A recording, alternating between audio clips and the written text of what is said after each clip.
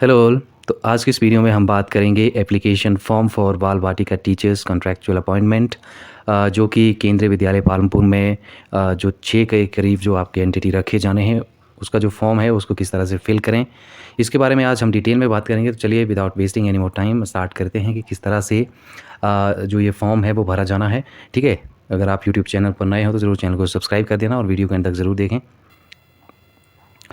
पहला यहाँ पे आपने देखना है पोस्ट अप्लाइड फॉर। ठीक है, तो इसमें कोई एक तरह से कोई भी डाउट नहीं है कि आपका जो पोस्ट है वो एनटीटी रहेगा।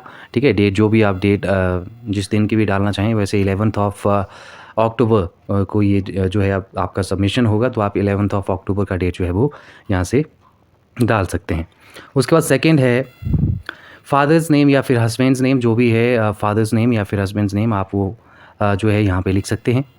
उसके बाद थर्ड है date of birth in figure और इन वर्ड्स आपको लिखना पड़ेगा, जो आपका एक तरह से डेट ऑफ बर्थ है, और यहाँ पे आप रीसेंट पासपोर्ट साइज़ का जो फ़ोटोग्राफ है वो भी यहाँ पे पेस्ट करें। उसके बाद फोर्थ है नेशनैलिटी। तो नेशनैलिटी आप सभी को पता है, इंडियन। इसके अलावा यदि हम बात करें फिफ्थ कॉलम की, तो फिफ्थ है कैटेगरी वेदा ओबीसी एससी या फिर एसटी, जो भी आपकी कैटेगरी है वो यहाँ पे आप जो है वो फिल कर सकते हैं। उसके बाद correspondence address with phone number और permanent address with phone number. ठीक है, तो कॉरस्पॉन्डेंस और परमानेंट एड्रेस यदि आपका सेम है तो आप सेम एक ही लिखेंगे और दूसरे को डू कर देंगे या फिर सेम कर देंगे, या फिर जहाँ पे आप लोग रह रहे हैं और आपका परमानेंट एड्रेस जो है वो दोनों अलग अलग हैं तो आप उस हिसाब से फिर दोनों अलग अलग लिख सकते हैं। लेकिन अगर आपका जो कॉरस्पॉन्डेंस और परमानेंट एड्रेस जो है वो सेम है तो फिर आप सेम ही लिखिए, या फिर दूसरा लिखने की आपको ज़रूरत नहीं है। आप डू करके यहाँ पे जो है वो एक कॉलम को छोड़ भी सकते हैं। उसके बाद नेक्स्ट है हमारा एट्थ, और यहाँ पे एजुकेशनल एंड प्रोफेशनल क्वालिफ़िकेशन जो हैं आपके वो पूछे गए हैं। और यहाँ से यदि हम बात करें तो जो पहला है हमारा वो है नेम ऑफ एग्ज़ाम, दूसरा है ईयर ऑफ पासिंग, तीसरा है बोर्ड यूनिवर्सिटी सब्जेक्ट ऑफर्ड और परसेंटेज, और उसके बाद है आपका क्लास का टोटल डिवीज़न आपका कितना बनता है। फर्स्ट डिवीज़न है, सेकंड है। ठीक है, तो स्टार्टिंग में तो आपका 10th आएगा, +2 आएगा, फिर आपका जो प्रोफेशनल कोई यदि आपने कोई कोर्स या डिप्लोमा वगैरह किया हुआ है जिसमें कि आपका जो है वो एनटीटी का भी आप जो है यहाँ पे वो भर सकते हैं, 10th +2। उसके बाद आपका यदि ग्रेजुएशन है तो ग्रेजुएशन भी आप भर दें।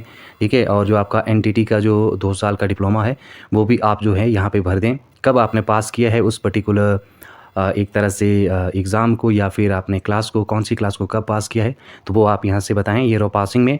उसके बाद बोर्ड यूनिवर्सिटी की बात करें तो जो 10th और +2 तक आपका बोर्ड आएगा, उसके बाद जिस भी यूनिवर्सिटी से आपने जो है अपनी ग्रेजुएशन या फिर आपका जो पोस्ट ग्रेजुएशन है वो पास किया है तो उसका नाम आप यहाँ पे मेंशन कर सकते हैं। सब्जेक्ट आपने क्या क्या पढ़े हैं 10th +2 या फिर ग्रेजुएशन में। उसके बाद डिवीज़न परसेंटेज कितना बनता है 10th +2 ग्रेजुएशन, या जो भी आपके कंसर्न एक तरह से सब्जेक्ट्स हैं उसमें, तो आप ज़रूर बताएं कंसर्न क्लास में कितना % आपका बनता है और ओवरऑल कितना डिवीज़न बनता है। ठीक है, फर्स्ट डिवीज़न है, सेकंड डिवीज़न है, वो यहाँ पे आप लास्ट कॉलम में बता दें। उसके बाद नेक्स्ट है टीचिंग एक्सपीरियंस, यदि आपके पास है तो ये सबसे बड़ा प्लस है आपके लिए, और यहाँ से आप जो है वो टीचिंग एक्सपीरियंस भी ज़रूर अगर आपके पास हैं तो उसका डिटेल जो है यहाँ पे आप भर सकते हैं। नेम ऑफ़ द इंस्टीट्यूशन जहाँ पे आपने जो है पढ़ाया है, आप कौन सी पोस्ट पे पढ़ा चुके हैं, कहाँ से कहाँ तक आप पढ़ा चुके हैं, कौन से ईयर में, कौन से मंथ्स में, तो सारी चीज़ें आप यहाँ से जो हैं वो भर सकते हैं। उसके बाद 10th है DC, जो यहाँ से DECE एड है, मिनिमम 2 years क्वालिफ़िकेशन है, यस या नो। उसके बाद बीएड नर्सरी यदि आप हैं NCT क्वालिफाइड तो भी आप यस नो कर सकते हैं। ठीक है, अब यहाँ पे जो है आप एनटीटी भी लिख सकते हैं। ठीक है, बीएड नर्सरी / आप एनटीटी भी यहाँ कर सकते हैं जो भी है। ठीक है, तो यस आपने इसको करना है। यदि किसी का DECE एड है तो वो भी यस यहाँ से कर सकता है, लेकिन ध्यान रहे सिर्फ 2 साल वाला जो आपका डिप्लोमा है तो उसके साथ ही आप यहाँ से जाएंगे। उसके बाद है डिज़ायरेबल क्वालिफ़िकेशन, जो है तो वो आपको पता ही है कि आप जितना वैसे +2 है लेकिन आप जितना इसको भरना चाहें वो भर सकते हैं। कंप्यूटर के बारे में आपको जो है वो नॉलेज है कि नहीं है। ठीक है, तो वो चीज़ आप जो है यहाँ ज़रूर मेंशन करें कि आप कंप्यूटर के बारे में जानते हैं या फिर नहीं जानते हैं। ठीक है, 10 +2 भी कर सकते हैं।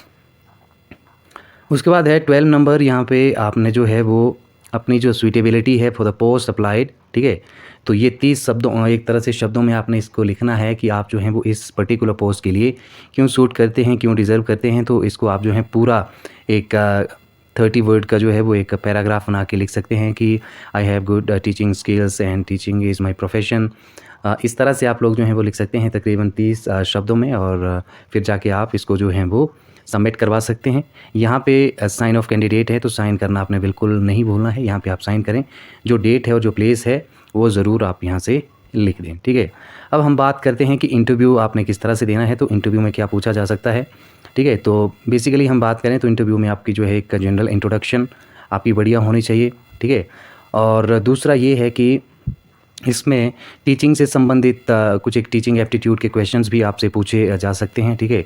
आपको कोई सिचुएशन दे देंगे, उस सिचुएशन में आप किस तरह से डील करेंगे, कोई क्लासरूम आपको एक्टिविटी दी जाएगी, ठीक है। आपसे टीचिंग एड के बारे में पूछा जा सकता है। इसके अलावा हिमाचल प्रदेश के बारे में पूछा जा सकता है, और जो करंट इश्यूज़ हैं उनके बारे में पूछा जा सकता है। तो इंटरव्यू में आपका जो मेन रहता है कि आपका जो कॉन्फिडेंस है वो हाई रहना चाहिए, आपकी जो टोन है वो काफ़ी हाई रहना चाहिए, आपका जो पर्सनैलिटी है वो इम्प्रेसिव एक तरह से होना चाहिए, आपके जेस्चर्स, पोस्चर्स सब कुछ जो है वहाँ पे आपका इंटरव्यू जो लेने वाला जो पैनल होगा वो आपको ऑब्जर्व करेगा। और मेन लाइकली यदि हमसे यहाँ से हम बात करें तो आपका जो है वो डिपेंड करेगा कि किस तरह से मेरिट जो है वो ली जाती है, आप इंटरव्यू में किस तरह से परफॉर्म करते हैं, ठीक है। तो ये था एक इम्पॉर्टेंट आपके लिए, जिसमें कि मेनली हमारा यही था कि आपने किस तरह से फॉर्म फिल करना है और इंटरव्यू के लिए आपने किस तरह से प्रिपेयर होना है। तो आज की इस वीडियो में इतना ही। Thank you very much.